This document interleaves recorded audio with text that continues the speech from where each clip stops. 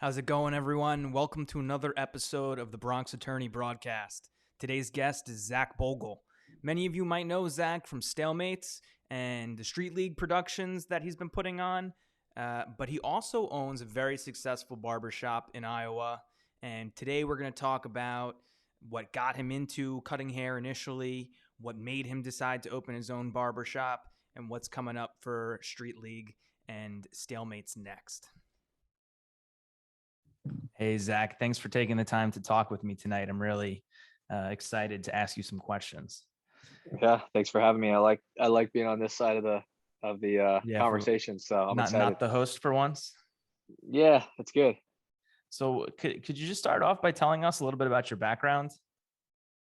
So I don't know how far back you want to go, but I grew up in a small town, southern Iowa, a little town called Centerville. It's kind of like a lake town. But we had the necessities and everything that I needed, we had. And it's a place that I'm super grateful to be from. It's a town where a lot of people, want to graduate and move on and not really go back to, but I had a really good upbringing and good group of friends down there, and I love where I'm from. But yeah, small town Iowa kid, pretty much. Yeah, and do you still live there, or you moved away after that? I moved away, so I graduated high school, and then I went up to Iowa State University, which is about 2.5 hours from where I'm from. And my sister was going to school there at the time, and I had a cousin that was wrestling at Iowa State at the time as well, and he's like a brother to me. So just kind of knew that I wanted to go up there. So I left, Centerville at 18. I went to Iowa State for 1 year for a cup of coffee, finished that year, and then decided I wanted to be a barber. And they're pretty much everything, my whole life changed after that. It was kind of, I found what I wanted to do and didn't really know what I wanted to do before that. So it was one of those things where, it's a huge weight off my shoulders, taking a risk like that and being able to find, something that you're passionate about is something that I hope everybody finds. So it sounds like you were an Iowa State University family. How do people in Iowa decide, whether they're going to be Iowa State, Iowa, or UNI? It's very territorial here because we don't have, you're in New York, right? New York City. Yep. So you have the Mets, you have the Yankees, you have the Jets, you have the Giants. We have the Iowa Hawkeyes and the Iowa State Cyclones. So for us here, it's very embedded in the culture of being an Iowan. I feel like is finding your team. And for me, I actually grew up an Ohio State fan, the Okay. Buckeyes, because my family's from Ohio. We actually almost moved there once when I was in junior high. We almost moved to like the Toledo area because that's where they're from. And so I had family in Ohio, and my parents, neither one of them went to like a huge university like that, and so Mhm. they didn't really have like a connection. My dad was kind of a Hawkeye actually, but not really anything he was super passionate about. But I was an Ohio State fan because the family connection to the state of Ohio. And the first football game, especially college football game that I ever remember, was the Buckeyes when they played Miami in like the 2002 Fiesta Bowl, and Mhm. they were really good. So obviously, when you're a kid, you tend to like the schools that are really good. And living in Iowa, I would tell people I'm an Ohio State fan, and they would just call me a Okay. bandwagon. They would call me a bandwagon fan, and I hated that. But Right. I like to think of myself as like a very true sports fan, and so I did Mhm. not like when someone called me a bandwagon fan, and they would ask me, "Well, why do you like Ohio State?" And I really didn't have the answer why, other than family. And so I was like, you know what? At the time, Iowa State was terrible, and Iowa's always been pretty good at Mhm. sports, at different sports, but I just was like, you know what? I'll just be an Iowa State fan because they are not good at anything right now. And that's just going to be my team because no one can call me a bandwagon. So I picked Iowa State. And then obviously my sister went there later on. And, Right. Right. I had family members that went. And uh, that's kind of how I picked it. Okay. And so back to your career as a barber. How did that journey begin? So I went to, this is actually kind of a funny story. I don't know how much you want to get into the weeds, but I As was much going as to you want Iowa to State. share. I was going to Iowa State, and didn't really know what I wanted to do. And I'm kind of a person, I need a plan. I like to I'm impulse, but I like to have a plan. And anytime I don't really have like a plan or a vision of what I want to do, I kind of freak out internally. And Mm, I just didn't really have a plan. And I was passing all my classes. I've always done well in school. It really, it was pretty simple freshman year, basic stuff. So just didn't really know for sure what I wanted. And I would go to Iowa City every weekend to Iowa, to University of Iowa, because I had made a group of friends at Iowa State, but they really weren't like the friends I grew up with.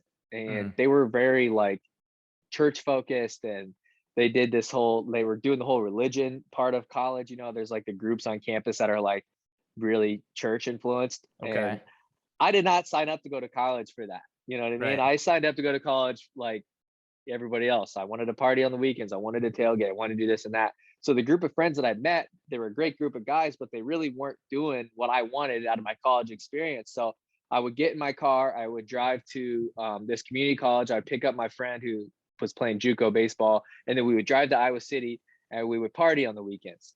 Okay. Well, one of those weekends, I got in trouble for drinking, and I was, 18. The cop walks in and Iowa City, you can be a minor and go to the bar. You just have to be out by 10 o'clock.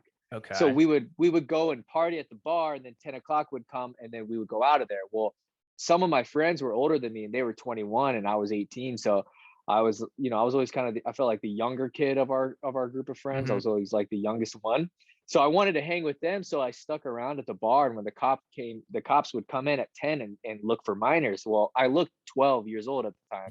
So the cop comes in and I have my drink in my hand, Right. and we meet eye contact, and I look at him, he looks at me, and I do the dumbest move of all time, but it changed my life. I took the beer and I put it on the table. Like I was like, looked at him, and I was like, oh crap. And I set it down. Right. So he says, all right, that was stupid. So he brings me outside, writes me a ticket. It's funny because he actually had cauliflower ear. So I was like, oh, easy. He's got cauliflower ear. I can talk to him. I can You name could drop talk him people. out of writing you a citation. Exactly. So he does. So I'm like, oh, you went to Iowa City West? This guy? Oh, I know him too. We're having a good Uh-huh. time. And then he slides this ticket across the table. It's $330. And I remember just thinking, like, I asked him, I'm like, what is this? He's like, it's a possession of alcohol under the legal age. And I'm like, well, you know, what does that mean? He's like, it's a $300 fine. I'm like, $300? He's like, well, calm down. You're not going to jail or anything. And I was like, well, can I go to jail so I don't have to pay this? Like, I was willing to go to jail to not pay that. Right. And, I have pretty strict parents that like, they don't, my sister, she never got in trouble for anything. She was homecoming queen. She NHS top 5. She had a Uh-huh. full ride, like never, ever done anything wrong in her life.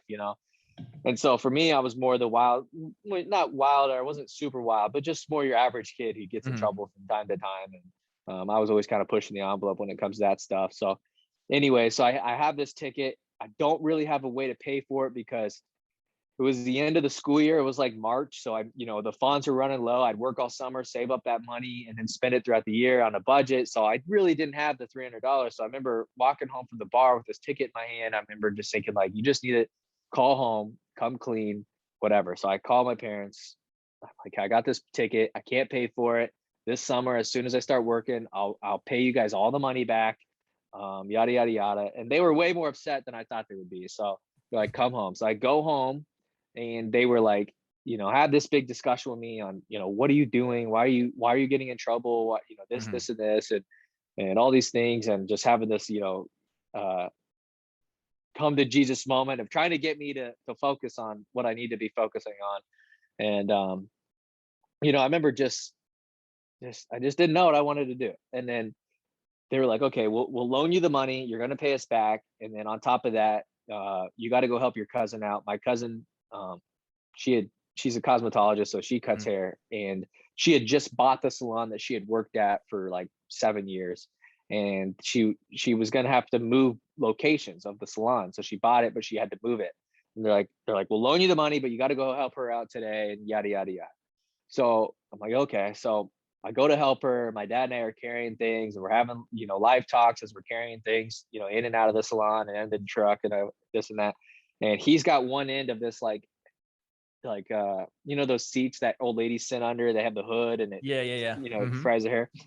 And I'll never forget this. He had one side and I had one side, and I remember just telling him, like, as a joke, I'm like, if Iowa State doesn't work out, I'll just go cut hair with Jessica all day. Mhm. And I was just said it jokingly, and he kind of laughed and I laughed, and then the rest of the day, just kind of that joke just sat in my head, and I was thinking, and so keep in mind, I get in trouble on a Friday.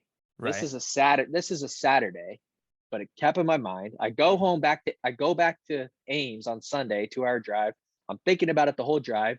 I get to Ames. I get my computer out. I start YouTubing like barbering career, barbers, this and that. Because my vision of a barber is like the 70-year-old guy that learned to cut hair because he went to Vietnam.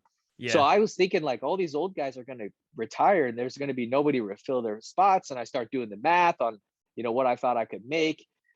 And I found a barber school that night online. So that's Sunday. And I Wow. remember Monday, I called my parents. I'm like, I'm going to go look at this barber school. There's a barber school in Des Moines. So I don't know how aware you are, but Des Moines 30 minutes south of Ames. Okay. And so my parents, I got good parents. They're like, well, if you're really thinking about doing this, we want to come. So they came with me. It's in like kind of I don't want to say a sketchy part of Des Moines, but you think about the people that go to barber school, it's usually or you think about the people that are at a barber school, it's usually people who how do I put this, like people who are paying $6 a haircut aren't always going to be like the people you want to be around, I guess. So And so I these are go the to this. people that you're practicing on that you're talking about, or? Yeah. So Okay. they're like so we show to the school and there's all the the barber school clients are there. It's like usually like we would cut a lot of like refugees, we would cut a lot of homeless people, just a Mhm. lot of people who couldn't afford to go to like a Great Clips or a Sports Clips or a barbershop or salons because the haircuts were like $5, right? So we go in there, it's kind of scary, it's like I'm coming from a small town where there's like, I'm a quarter Mexican and I was like the minority guy. You know what I mean? Like it was very, very white farm town. And then I go to the Okay. school and it's very much the opposite of what I grew up around. And so I remember signing up and just being in, I remember I signed up on like, had the thought on a Sunday or a Saturday and I signed up on Wednesday. And I remember just being like, screw it. I'm just going to be fully immersed in whatever it is. And I had a great time in barber school. And it was pretty much from there. It was, So did took you off. did you like drop out mid semester to go to barber school, or like how'd that No, work? no, my parents said you have to finish. So they're like, you Okay. never know how this is going to work. So you have to finish the year. So I've never failed a class before. So it was very important to me. I did not want to fail. So Hmm. it was really, really hard to be like, I'm probably never going to come back and I'm probably never going to use these credits, but you've never failed a class. So like pay attention enough to where you pass. But Right. like my mind was already like, I'm out of here. And like, I didn't even tell the friends that I did have at Iowa State, I didn't even tell that I was moving because I didn't want them to talk me out of it. You tell somebody like, Yeah. hey, Yeah. I'm Yeah. thinking about doing this. Their first reaction because they care about you is normally like, hey, maybe don't drop out of school to be a barber because you've Right. never even talked about this before and that you had one thought. I didn't want that. So I didn't tell anybody like I'm just going to do it. And then if they're going to say these negative things and I'm going to be like, well, it's too late. I already signed Hmm. up. So Hmm. that's kind of how that went down. And then so now that you're doing well, you're like, hey, mom and dad, aren't you glad I wanted that beer when I was 18 years old? I've definitely had those conversations with them. And like, I'm lucky that they had those thoughts of like, we don't want him to be a barber, but they Yeah. never told me those thoughts until I had already like, made it or like started, once they started figuring out like I make the, certain amount of money a year or whatever, then, they're like, oh, he can afford to buy a house and stuff. And then they Mhm. told me like, hey, we really didn't want you to be a barber, but I Yeah. had good parents and they never told me that until they never told me that till I had already kind of been doing well. Yeah. So do you get like a certificate for completing barber school, or, Yeah, how so does that work? you do a year of barber school, which is essentially just show up at 8, work till 5, and then you go home and you basically logging hours. I call it like it's almost like prison, man. You're just doing time. So Hmm. you do time at the school. When you're done with that, you take all your tests, and then when you're done, you have to go take. And every state's different, but Iowa, I think, is the most strict state or the second most strict. When you're done with the barber school, so you get all your hours done, you have to take your boards just like you would Hmm. for, being a lawyer, nurse, doctor, whatever. You go and take your state boards, you pass your written test, your practical, and then you become a barber. Okay. And you have your own shop now, right? Yeah, yep. So But I just opened my own shop in January, and it's been good. I worked somewhere else for 7 years, okay. and yeah. And then so what made you decide after 7 years of working? Was it the same place you were working at? Yeah, so when I graduated barber school, I actually moved back to my hometown. I worked there for 4 months. Actually, I ended up working for my cousin, who I said Okay. the one person I said jokingly that I'd come, oh, well, maybe I'll just go cut hair with Jessica. So I actually graduated from barber school. I moved back to my hometown, which is 2 hours away. I realized I didn't belong in the small town anymore. Like, Mm-hmm. I would go home on breaks and I'd have a good time. And I thought, man, it's good being back home. And so I went back home. I quickly realized I'm not going to like progress and be where I want to be in the small town. Like I said, it's a great place to be from, but I knew to get to where I wanted to go, I needed to move. So I moved. Um, I really wasn't planning on moving, but I had a really good mentor of mine, a guy that I had really looked up to while I was in barber school. He had already kind of figured out the business side of things. And he was like, hey, I'm going to go open up my own shop. It's going to be downtown Des Moines, which is a great area to be in. And he's like, do you want to come? And I told him no at first, because I had started building up my clientele Mm-hmm. and I had already kind of started building, something good.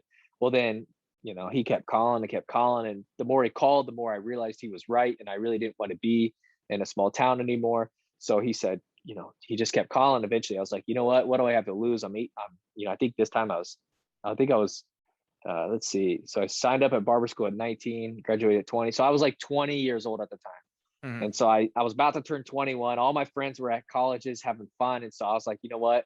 I want to move to Des Moines. So I ended up moving back to Des Moines, and I worked for him. He was a good mentor of mine. I wouldn't be where I'm at now, even outside of barbering, I wouldn't be where I'm at without him. So he was a really good mentor of mine. I worked for him for 7 years, and as you progress in life, I kind of got to a point where I was like, all right, we had just had another price raise. My clients stayed with me. My clients have showed me a lot of loyalty throughout the years. Mm-hmm. I was just kind of, it's just kind of the next logical step is like opening your own thing. So in Des Moines, there's really not a lot of great um, haircutting establishments. So I knew that if I moved to where I open my shop, I'd have success. And 6 months later, we're ready to hire a third barber now, and things are going good. So was that something that you were always kind of working towards, opening your own shop, like ever since the beginning, or when did that feeling start to like set in? Yes and no. It wasn't like that feeling would come and go, right? Like it would be like in barber school, I had that feeling, and then when I became a barber under my mentor, it was like I didn't really want to leave Mm-hmm. because things were really good. I had a good clientele built up, and I'm making good money. We charge a decent amount, and I really didn't see myself going that direction. And then obviously, as you mature and you get older, I remember telling him at some point, I'll be here for my 20s.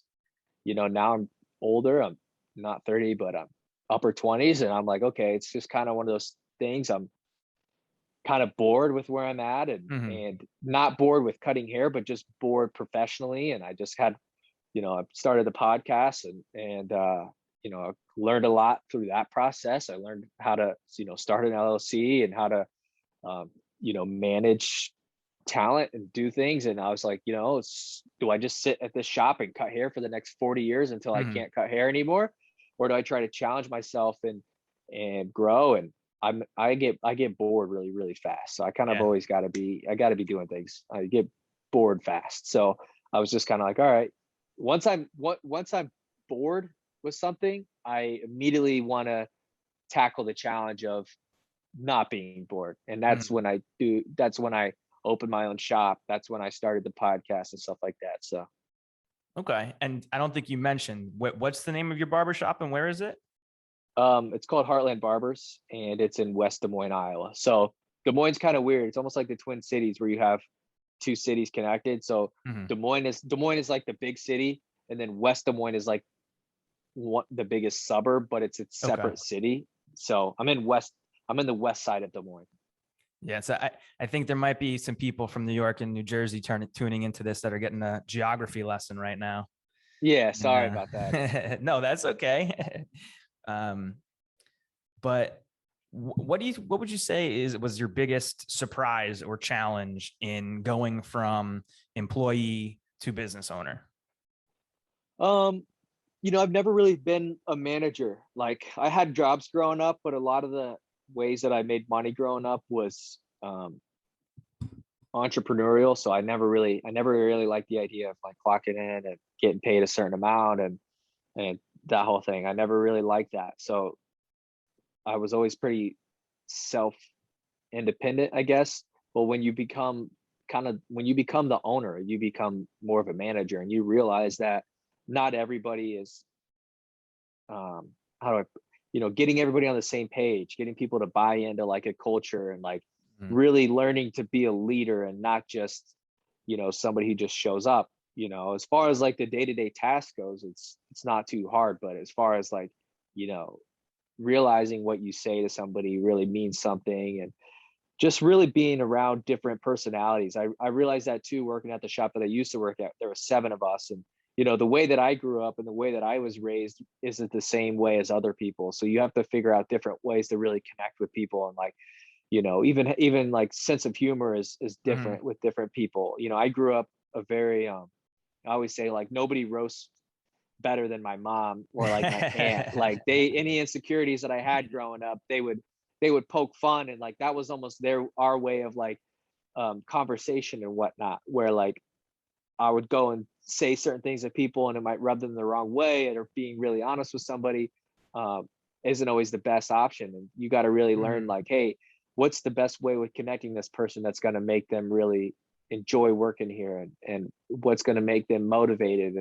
and those things are challenges that I face to this day. We're trying to hire a third person, and just talking to people and interviewing people, it's tough. But as far as like the task goes, I feel like you got to have a system, and I have a good system, and the mentor that I had was really good at that, and just being able to watch him from afar, and I feel like I'm a really good observer and observing the way that people, whether it's coaches or bosses or managers or coworkers, just really observing people and realizing like this is what gets this guy motivated. Okay, well, let me try this, or and then once you get things really rolling, it's a well-oiled machine. And I have one kid working for me now that I'm really proud of, because he's in the 6 months that I've been around him, he's really, just realizing what I do affects him, and he might not know that, but just being able to see my actions reflect what he does is really amazing to watch, but it's a challenge. mm. And so, what would you say is the most rewarding aspect of owning your own business? The most rewarding aspect, the kid that I hired, he was probably booked. So we do appointments, right? So Mm, a way to tell how well you're doing is how far out you're booked. And when he first started, he was, I remember convincing him like, hey, I promise you, like if you just trust me, I will make sure that you're busy. I will make yeah, sure that you do all right. And he was cutting hair in the area of town where I was from. So we were yeah, going to go and open a shop 20 minutes. So it's a super risk, telling somebody like, hey, you're going to have to travel, you know 20 minutes in the other direction to come here. and mm, and being able to look at his book and see how booked up he is now because of my plan that I had, it feels really good to see that, because if he came out there and everything went bad for him, it make me, I don't know what I would do. I'd feel yeah, terrible. So being able to see like, hey, we're ready, like we turn away people now, and it's I've always been a pretty good marketer, and just to know that the things that you're doing are paying off feels really, really well. Feels yeah. good. That's great. And Yeah. then, so what kind of advice would you have to somebody who might be straddling that fence, maybe not just in haircutting, but in something similar where they're thinking, I have it pretty good now, but I really want to do my own thing. What would you tell somebody who's in that position? Um. Oh man, that's a really good question. I had a different answer ready, but then you changed it. Um. It's got to feel right. I don't think you should ever jump the gun, but at the same time, if you're confident and you have a plan, then start there, right? Um, I like to kind of I was just having a conversation with my dad the other day about this because he's very risk adverse. Hmm. Not I mean, he's successful in what he does, and he's an entrepreneur, and I've learned a lot through him, but we differ in the fact that he wants everything planned out to a T, Hmm. right? Well, I'm much more macro and he's very micro. So my Yeah. dad wants, like, I remember sitting down with him table, okay, you can charge this much. This is how many haircuts that you can do in a day. He, unbeknownst to me, went and talked to a barber and talked to him about, the financial side of things, and he's lucky that the guy was pretty, cool with it. And Hmm. so we came home and we're like, Zach, you can make this much. Well, um just I'm the opposite. I want to do this. I will figure out those micro things along the Right. way. How to So get like, there. right. And so I'm more like, here's my overall vision. I'm just going to do it, and I'm just going to make whatever that first step is. I'm just going to do it, and I'll figure out every step along the way. And I think you got to figure out, if you're working for let's say you're a bartender and you want to open a bar one day. You got to realize that when you're an owner, there's going to be these annoyances. Hmm. And if you're willing to put up with so much speed bumps, if you're willing to do that and you're a problem solver, you're going to be fine. If Hmm. you don't enjoy those things and you just enjoy the act of making a drink or pouring a beer or having a conversation, then just stay doing that. Right. But if you enjoy the act of cleaning the bar, opening the bar, closing the bar, having conversations, the bookkeeping, if you enjoy all those, you'll be fine. If you only enjoy the part of pouring a drink, I think you have to have a good self-awareness of what you like, and you have to kind of have like an intention check. What are my intentions of working here? Are my intentions to really grow this business and make it my own? Or is my intentions just, I want to make more money? If your intentions are just, you want to make more money, having a business is very expensive, and it can be very, if money's your passion, probably shouldn't do it. Yeah. So do you think that you should wait to that point where you're like, okay, I'm ready? Or do you think that you need to take a little bit of a leap of faith there? It's always going to be a leap of faith, but I think you have to be ready. If I would have opened a shop when you know if I would have opened a shop right out of barber school, I wouldn't be half as successful as I am now, because I don't think that in hindsight I wasn't ready. um I feel like you'll know when the time is right, and when that time is right, then you should act fast, because you don't I just don't think you should ever really be stagnant in life. Mhm. And as soon as you get bored with something that you love, it's time to move on. And I've always loved barbering. I've never had a single day where I've like been like, I don't really want to go into work today. You have days where you're like, get me the hell out of here. I'm tired of dealing with people. But as far as, waking up in the morning, I love my commute to work. I love being around my clients. Um, I love all that. And so I knew I was going to be all right no matter what. And, as far as the risk goes, I think there's always risk involved. But at the end of the day, if you say, take all these things away from me, what's your life look like? It's not that bad as long as you're healthy and, you got your friends and family. It's not all that other stuff doesn't really matter. Yeah, I think that's great advice. Yeah. Thanks. This episode of the Bronx Attorney Broadcast was brought to you by me, Will Ferrero. I'm an attorney at prior law right here in the Bronx, and we primarily practice in personal injury. However, we do also do a variety of areas of practice. So I can help you with just about any sort of legal issue that you might have. I'm admitted to practice both in New York and New Jersey.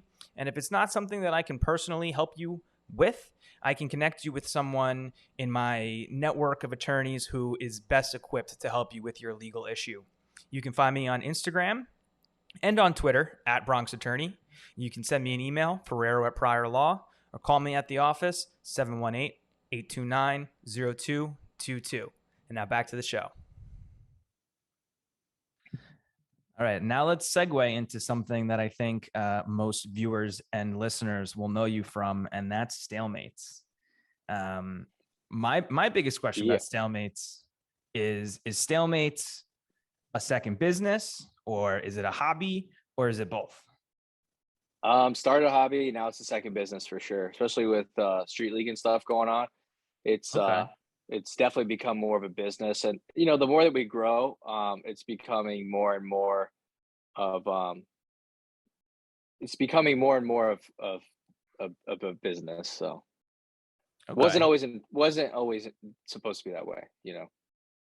And then so, wrestling's a fairly small market, and there's already some large companies in that small market.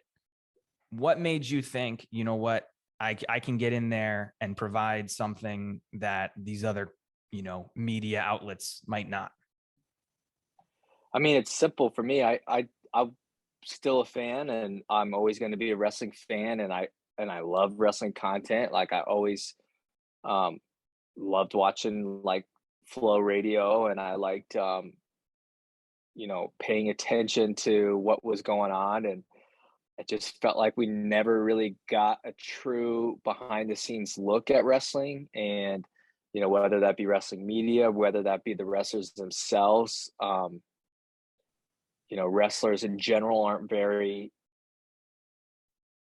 it's better now than it was before, but it's not a very, I don't want to say, it's never been shown in like a fun light, especially being in Iowa. It's always been very much like wrestlers are tough.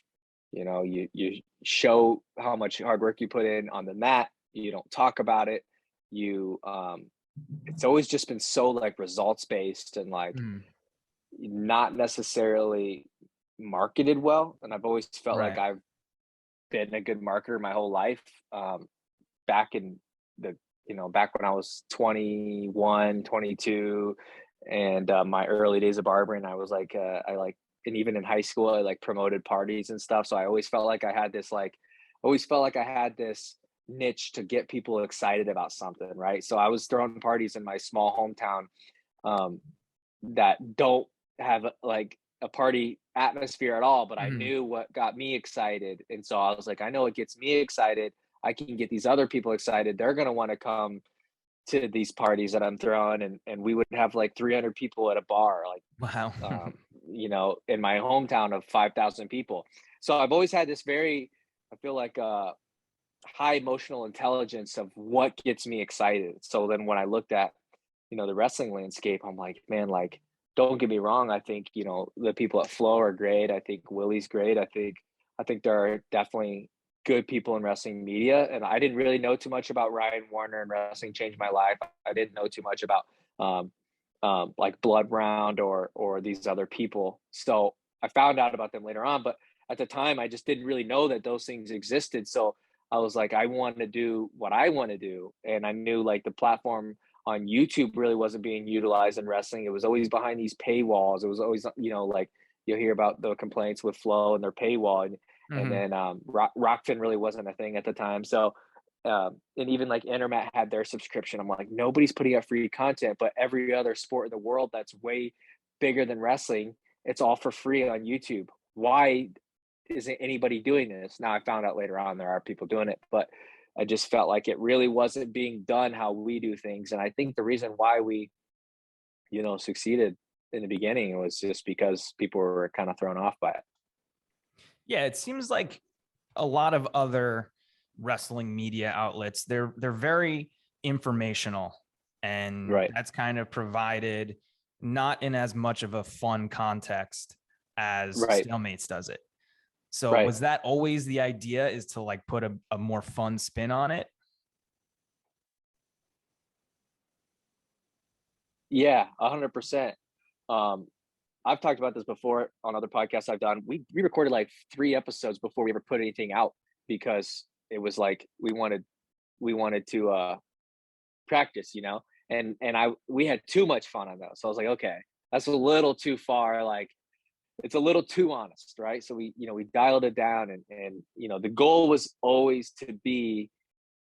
I think the laziest thing you can do is just do what everybody else does, right? Mhm. So the goal was always to be different, and we wanted to cover it in a different aspect. Like we wanted to cover it from I hate using this term because people don't like the forums, but I Mhm. always found myself as a wrestling fan going to these forums to find out the inside scoop and to find out what was going on behind the scenes, because there seemed to be people like even Willie, right? Like Willie was one of the people from Flow that would go on the forums and kind of give a different side of him that he would give on an FRL, right? So then Mhm. I was like finding myself going to the Hawkeye Report, and the Facebook forums weren't really a thing until I didn't find out about those until I started doing the show. But um, I found myself always going to there before I would go to these other outlets. So I'm like, this is way more enjoyable now. Is there a lot of toxic people in those things? Absolutely, but there's also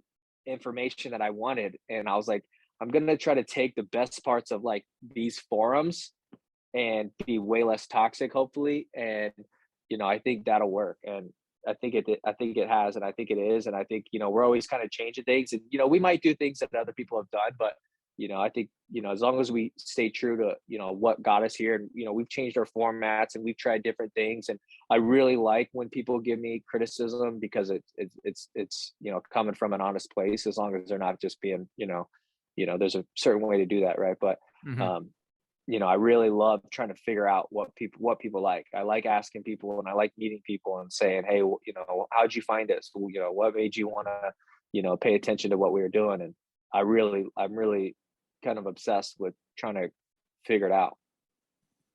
Okay. And when you say that, it was, you said something like you went a little too far or something like that. Was that like you were too wacky, you were too insulting to wrestlers, or what do you mean by you went a little too far? Definitely insulting the wrestlers because you know first of all, wrestling became really small really fast to me, right? Like, Mhm. um I was having people come to the barbershop I used to work at that I didn't tell that I had a podcast, and they were coming in and saying like, hey, I heard you have a show or whatever. Like, they were finding out about it. And so I was like, holy crap, like what I say actually gets put out there. You know what Yeah. I mean? Like, at first nobody was listening, so I didn't really care. So we would kind of just say like things that you might say over a beer with your friend. Yeah. And then I found out really fast, like, it's not that hard for someone to To find find out what you. you said. Right. I found that out with the Oklahoma, when we got into with Oklahoma State. I don't know how far back you paid attention, but when I got into it with the Oklahoma State coach about the Dayton Fix thing, I compared him to OJ Simpson in like a Oh funny my way. God. And like finding out like, oh wait, like I say something, people will listen. It's So not just me and my buddies anymore. right. Yeah. And so is there a significant crossover from like barbershop clients and people who listen to or watch what you're doing through stalemates? I try to really keep it separate, honestly. Just because I'm so paranoid of like somebody who doesn't like me from stalemates interfering with how I actually, make money in my life. So I try to keep them separate, but um, I'm not like, it's not like super secretive or anything. Mhm. I think I put out things on Twitter. I don't usually say the name of the shop or like where it's at or stuff like that, but um, I'm starting to get more and more people with cauliflower ear in my chair, which is cool. I love it. It's awesome because I love talking about wrestling with people and everything like that. And I hope I meet their expectation of you know of me, whatever that is. But being in Iowa, wrestling's big, so I got recognized at this donut shop next to our barber shop the other day. This guy walked out of the bathroom and he gave me this look, and it was a look of like different kind of look when you meet eyes with Yeah, I've somebody. And seen you then before. yeah, and what's funny is he I was like, whoa, that was like a really weird look, right? So then he walks past me, he doesn't say anything, and when he walked past me, I kind of turned around like, do I know him? Why did he look at me that way? And when I looked back at him, he also was looking back at me to figure out if it was me or not. And Yeah, he's like, stalemates, what's up? Or that's something. And funny. That's really yeah, funny. yeah. So it's becoming crossover, but I try to keep it a little separate. Yeah, and I feel like you guys are starting to play characters a little bit too a bit more lately. Would you agree with that? What With do you your mean? bits? What do you mean? Like you're doing a little bit more acting with your bits lately. In what sense? Well, like, Tyler with the lawyer bit the other day. Yeah, oh, yeah. So, you know, uh, that was more like a commercial, right? So like we were like, all right, we got to figure out funny ways to do these ads. We bought a green screen. It was like, we're trying to figure out ways to do it. And, we try to, I found out, going through old content, and I'm always trying to figure out what we're doing. I'm always trying to figure out what made people initially fall in love with stalemates. And I think a lot of it was like, um, we were being informative, but we would also kind of be funny, right? And I felt like sometimes when you just do our weekly shows, we kind of can fall on those the lazier side of things and just do recaps. And I don't really like doing, you know, I don't know why anybody would care what I have to, my opinion of like how a match is going to go down, right? Like it's going to happen. It's going to happen. So, people come to us because they want to find out what's going on in wrestling. And so I'm trying to get back to that a little bit. And I try to be conscious of like really being yourself on camera. I want to get back to like, if you and I were having a beer, and hopefully we do in New York, but Yeah. I really want to get back to like, I want to feel like the crowd is an extension of us. And we, it's like if we were all having a beer together, how would this conversation about wrestling go down? It's very rare. I feel like you sit down with somebody who also knows wrestling and you start breaking down someone's high crotch or, low ankle. Right. Usually right. it doesn't go down that way. So I want it to be natural and hopefully I'm not playing a character of myself. Okay. So not so much acting in the future then. Tyler in the ad, that was more of a character. Yeah. Got it. So then how did you come up with the idea of putting a card together and creating Street League? Well, I know that you're pretty active in the community, and when COVID went down, everybody was putting these cards together, and very naively, I was like, that's not that hard. I don't think that's that hard. Like, what's that look like? And I was like, well, we're not going to be able to afford anybody that's good. And none of the good guys are really going to want to compete in something like this, right? So we just started calling up, I remember calling my neighbor wrestles. Like he was the first match tonight. I was like, hey, do you want to do this? And he, thinks I'm crazy. And he's like, yeah, I'll do it. So I found him an opponent. Then I call up other friends. I start just calling people that I know, like kind of talk them into this idea of like, hey, you want to go wrestle one more time? Like you talk about wanting to get in shape and this and that. And it became, one thing after another. We put out, I think we had talked about it on the show. We started getting guys who were like, Colton McChrystal reached out and he's really good. And I remember thinking like, holy crap, like Colton McChrystal wants to do this. Yeah. He listens to our show.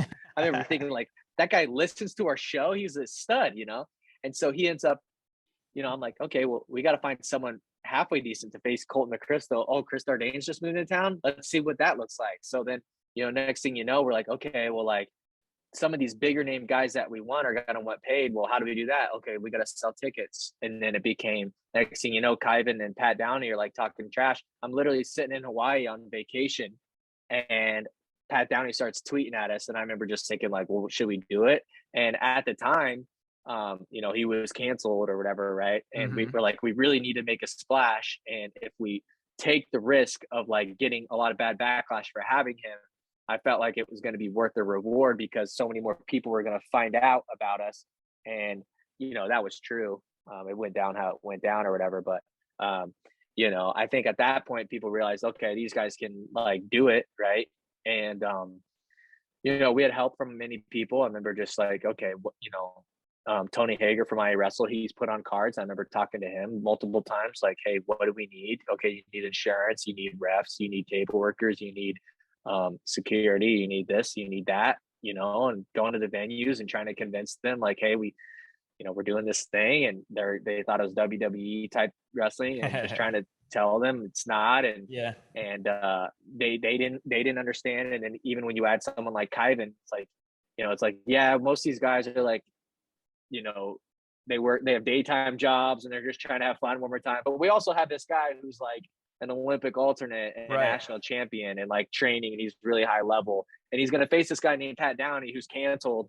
And yeah, it just kind of became that, right? And then we did the first one. It did really well. We got this super high adrenaline from it. We got to do it again. People really like Mikey. And so we're like, hey, Mikey, can we get you one more time? And he did it, and then he kind of saw the fruits of like our like crowd and our people who really liked him, and it really helped him in his MMA career. And so then, we started getting more wrestlers, and it's really hard to tell some wrestlers, like we get some big names and it's like, hey, we would love to have you, but we can't afford you. Well, Right. now it's come to a point that we're doing better now, and now we can go and get an Alex Marinelli versus the Richie Lewis, and Mm-hmm. it's going to be our biggest one yet, and it's the most amount of money we've spent, and we really don't want to outprice ourselves. If you've realized, you look at a lot of these flow cards and these Brock bin cards, they're not doing them anymore because they pay too much money. Where we try to tell these guys like, hey, this isn't going to be your biggest payday, but it's going to be fair, and it's going to be a good time, and it doesn't mean anything at the end of the day. You're not going to be any less of a wrestler because of it, and you're also probably not going to be, who knows what could happen afterwards, but you're not going to make the world team by winning this, so there's Yeah. no Yeah. pressure. I said earlier before I cut out, when you think of these old timer tournaments, I don't know, does New Jersey have any big old timer tournaments for you guys, or New York or There anything? are some in New York and New Jersey, but I'm not really. I don't keep up with them. I don't compete in Right. them. Yeah, and people know, if you've wrestled before, it's really freaking hard, And so if you want to do the only um, post collegiate, post high school things that you can do are those old timer tournaments, which it's like Mhm. wrestling's really hard to wrestle for 6 minutes, for 7 minutes. If you're doing a tournament, you're at least going to wrestle twice, maybe three, four times, and you're out of shape. Like, that does not sound fun. Plus, nobody really goes to those. There's really not a crowd where we're like, hey, you can go. Am I still there? Yep, now you're I back. was like, hey, you can I was like, hey, you can come and wrestle in this dual meet style thing. You're gonna wrestle once. Your friends and family are coming, and they can drink beer, and you can watch these other things. Oh, and at the end of the night, we also have like this kind of high level match that you guys can all stay and Mhm. watch. And people really like it. You got guys like Zach Goldrosen that are really taking it to a next level, Yeah. and they're doing promos, and the kid that he's wrestling is thinking, what the heck is this? Like, Right. Right. it Right. He becomes cuts kind like of a one thing promo now. a week. Yeah. So like, that's kind of the idea, right? Like Mikey at first didn't get paid anything.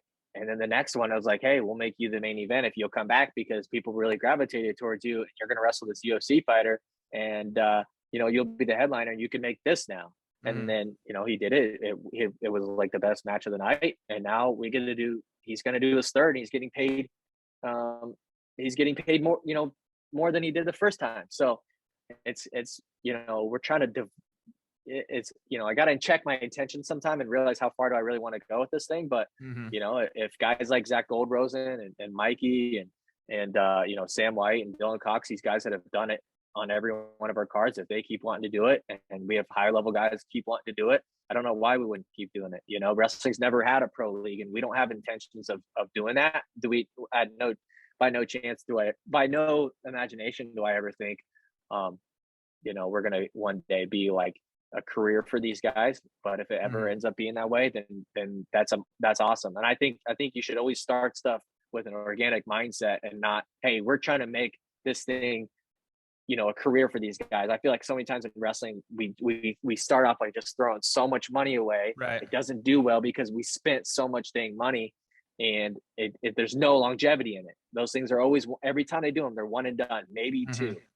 um we have plans of being longevity, and I don't know if that looks like once or twice a year. We did two last year, maybe we can do two this year, maybe next year we can do three or four, and maybe in the future we can do one once a month. Who knows? Yeah.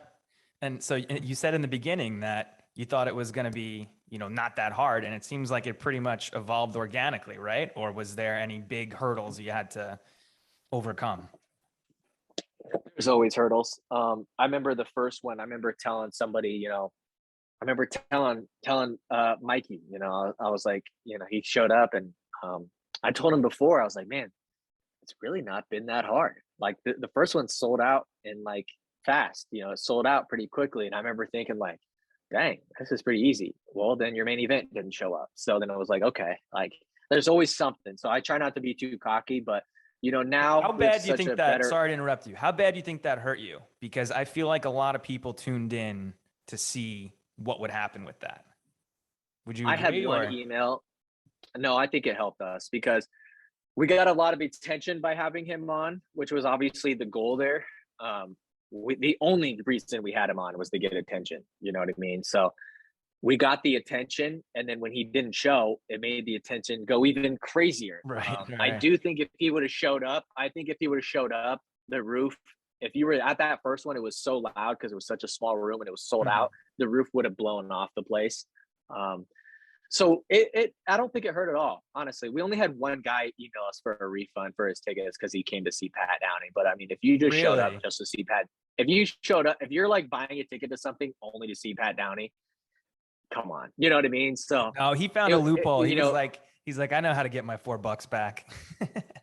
yeah. So whatever. But no, I think it only helped us, to be honest. It sucked because it was so much hype behind that match, and like I don't ever want anybody to feel like we do something, um, like we were like I had full intentions of him showing up. You know what I Right. mean? I don't want people to feel like I told him like, you know what I mean? I'll tell you this. I did tell when I started to feel like he might not come, but he was telling me he was coming. I was like, hey, like maybe play it up like you're not coming and we'll like kind of play into that. But then eventually he quit texting me and I'm like, hey, I meant like to the public, not me. Like I'm in on the joke, man. Yeah. And then eventually he didn't show up. I'm like, Yeah. well, that's pretty he sold it because he Yep. didn't show up. But yeah. So then we got Street Leagues 3 coming up. And Yeah. then what's next for Stalemates after that? Do you have any larger plans or just keep plugging along with the Street League? I really feel like we're firing all cylinders right now. We're really starting to figure out certain formats and stuff. The next plan is to bring in more talent, right? I feel like our people don't really get enough, and in this day of content. And I remember you mentioned to me one time, content's everything. I think you tweeted that or told me or something. While you were getting into this podcast, and that's true. And it's hard to compete with the flow, and it's hard to compete with an Intermat, and it's hard to compete with these people, even though we do different things. But as far as we're all competing for people's attention when it comes Mhm. to content, right? So if you only have one video a week or one piece a week, and yeah, we tweet things throughout the week and we do certain fun things, and it's hard to really pinpoint us as just a podcast because we do so many different things. Um, but we really want to bring in other talent. We've never really announced it, but Corby's going to be coming on and doing some stuff with us. I really like Oh, Corby. I nice. talked to him. Yeah, I really love him, and he's going to be coming on, and we're going to try to still stick with our brand, but I want anybody to be able to tune into Stalemates and be like, because there's a lot of people that don't tune into us because they only enjoy the X's and O's. So Mhm, mhm. I want them to be able to come to a Stalemates and be like, I can still get that X's and O's content. I don't care about what's going on Twitter. I don't care what's going on, that kind of stuff. I want any wrestling fan to be able to be a fan of Stalemates. When Mhm. we did one of our socials with Ryan Warner, it's so funny because we team up in Iowa City, and all the like serious coaches and athletes would go up to Ryan and be like, Ryan, I love the show, da, da, da, da, and then come over me and be like, hey, I like the show, but then the opposite, where like the guy who's there drinking a beer and he's having fun and this and that, he's coming up to me and I love the show, man, da, da, da, da, da. And he's going up to Ryan saying, hey man, I like the show, Yeah. so our audiences are so different. We probably have Right. more of I call them like the bleacher seats guys. And Yeah. I Yeah. want to be able to have everybody be a Uh-huh. fan of Stalemates. So, and I want it to go beyond just me. I don't, I like being on camera and I like being the personality and the face and everything. But, I want somebody to come on the show and not argue with me, but give a different perspective or stuff like that. And it's hard when it's just me and producer Stalemates Tyler. So, the goal is to bring in more outside people, more talent, and Mhm. obviously we're very Iowa focused because we're in Iowa, so I feel like we could do a better job of a better East Coast representation, a better South, a better West, and I'm very picky about who we have around and who we want on camera and who we want to be able to build their thing, and I trust someone like Corby, and it's just trying to find more people like him and people who want to work hard and prove themselves. And then, so when you're looking for a wrestler to put on your card and you like, I want somebody who's going to, sell the crap out of this card. Are you looking for somebody who's like amazing technically or great college career or good persona? Like, what are you looking for? I love that you asked me that question because I'm not kidding you. I could show you the DMs that we get. We get hundreds of DMs. Not like every time we do one, but like I could show you the message requests that we get. And I want people to know, if they're watching, that it's not always like how good you are. Like, me not responding to your DM isn't because I don't think that you're worthy. We look at a few things, right? So like, if you're a big name and we think that you can draw, we will try to find you a really good matchup. I think we did a really good job with Alex Marinelli versus Richie Lewis. Richie wanted a big name. Alex Marinelli lost to him last time that they wrestled. You know what I mean? And when he lost, Richie went over to the Brands corner and did some sort of thing. You know what I Yeah, mean? you should So drum that there's, up. I'm sure Iowa's gonna love that. oh, trust me, it's coming. It's coming. So that made sense, right? So we spent a lot of money there, but it made sense. Sometimes we get people who are like, hey, we're willing to have you, but our budget's not there to fly you out. You know what I mean? So if that person's like, that's fine, I just want to do it. Just, put me on, find me a person, I just want to do it. You're done deal, right? Sometimes we get guys that are not big names. They might have wrestled Division 2, 3, JUCO. They might wrestle Division 1, whatever, right? And they might ask for a lot. If they ask for a lot, I'm not mad at them. I don't disagree with them. And, I think if you wrestle in something like this, you should get compensated and stuff, but it's a business at the end of the day. And if it's not really, if I don't see, the return, we'd love to have you, but we're not going to pay you. So we get a lot of guys in the state of Iowa that don't get paid, but they just want to do it. Right. Right. So some people are like, hey, like one of our main events, I won't say who, they're like, they're flying in. They're like, hey, I'll bring a guy with me. And he can stay with me. So you'll save money there if you'll put him on the card. So like that guy, we can pay him, an affordable rate without having to tack on the travel and this and that, you know what I mean?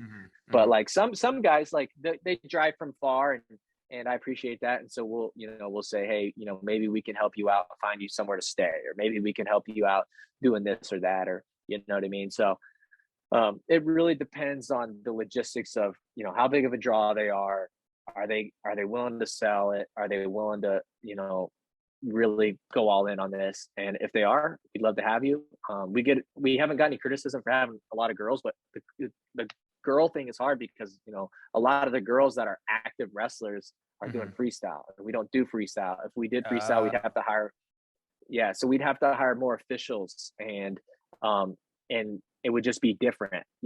So if we do a freestyle card someday, and I think we will, I would love to have a female main card, big marquee matchup. But for right now, we're folks out. And if there's a girl out there listening and they want to do it, we would love to. But every time that I've had a big name female wrestler try to come on, it's the folks out thing that always kind of puts a damper on that. But we had Becca Roper and Billy Sims, and it was like, we got made fun of for having that. And I think that's one of the more entertaining things we've ever done in Street League. Yeah, that was a big draw for me to watch. Yeah, and it was two people who have never wrestled before, and boy or girl, doesn't matter. They went out there, they both trained really hard. I think Becca even has cauliflower ear now. You know what I mean? Wow, so from one time, or I guess one. I think she posted a photo. Yeah, I think something happened. So like, and even seeing her afterwards being like, still training, and she really wanted to be on this next one. It's unfortunate that she has Hall of Fame banquet thing to do, but we're looking to have females on. It's just it's got to be folk style right now. Are you thinking about doing any other kind of like interesting matchups with like the whole first wrestling match ever thing? I think yes and no. Like that's the biggest challenge with Street League is like, I want it to be legitimate in terms of like, I don't want to offend people with like sloppy wrestling.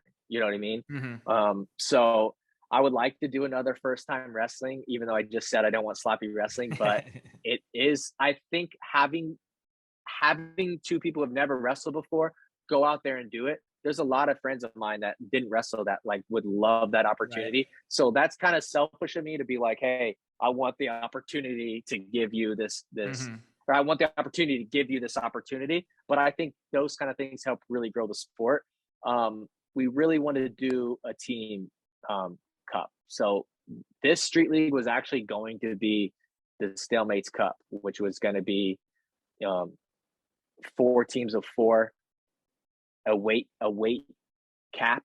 So it'd be 4 teams of 4. Your team can't weigh over 1,000 pounds, and then we would match you up with the appropriate person from the other team. The winning Okay. team gets $5,000, right? So then there could be like a team full of New Jersey guys that come out here, and they might wrestle a team of 4 guys from Iowa, and then 4 guys from Florida, and maybe another team Okay. from Missouri, and the winner of that gets the Stalemates Cup, where they're holding it up, and it's like the Stanley Cup to them, and they get to keep it. And next year we do the Stalemates Cup 2, and they have to defend, and if they don't defend, they have to mail it back. Like, I would love that. That might come this fall. Okay. Well, it We are certainly help. sounds. I think we're going to help with this beach wrestling event in my hometown. So I was telling you, it's a lake town where I'm from, and so there, Rathford Lake's down there, and there's a huge beach, people drinking, partying, and I think we're going to do a beach wrestling event there. So that's July. So if you subscribe to the Patreon for if you subscribe to the Patreon for $3.99 in July, you're going to get a beach wrestling event as well, hopefully. Okay. I was just going to say, it sounds like you're certainly not short on ideas, and everyone's going to continue to see Street League evolve and different things happen, and it should be really entertaining. I really appreciate I think when it comes to Street League, it's so important to have good matchups. So I wanted to get that out there. Sorry. I get long-winded when I get excited. No, that's okay. It's great to talk to passionate people about the things that they're passionate about. And, I was just going to say, I really appreciate you taking the time to talk to me today. And I hope everybody else enjoys listening to you as much as I did. Before we sign off, why don't you tell everybody where they can find you, your socials, your Patreon? At Stalemate Show on Twitter, I think on Instagram. I think even our TikTok is at Stalemate Show. That's pretty much where you can find us. June 24th. Alex Marinelli versus Richie Lewis. Kennedy Monday's coming back. He's going to wrestle Jesse Del Vecchia, New York guy, Long Island legend, I hear. And then Mikey England versus Quentin Perez, and Grant Leaf versus Colton McChrystal, which is very exciting. So if you guys want a good night of wrestling entertainment, check it out. Have you seen both of them, Will, or just one? Mm-hmm. Both? Cool. So, it's a good time. So can't wait. Yeah. What's the match you're looking forward to? Oh, I love Mikey England. When he came out with the fireman's coat on and he with the mustache and he was singing and dancing, I was like, who is this guy? I don't know who he is, but he's my new favorite. Yeah. So. We had to get him back, and he's gonna have his toughest task yet. Quentin Perez said they had a similar NCAA career, but obviously Quentin's a lot younger and still pretty active. So yeah. And then of course Richie and the Bull too. That's gonna be a great one. Who do you got? Oof. I think maybe the Bull gets him back this time, fueled by revenge. There you go. So we'll have to see. All right, Zach. Thanks. Yeah, thank you, Will. Thank you for listening to this episode of the Bronx Attorney Broadcast. Please like, review, and subscribe so we can help the channel continue to grow. And if you're interested in connecting with any of the guests, please let me know, and I'd be happy to make the introduction.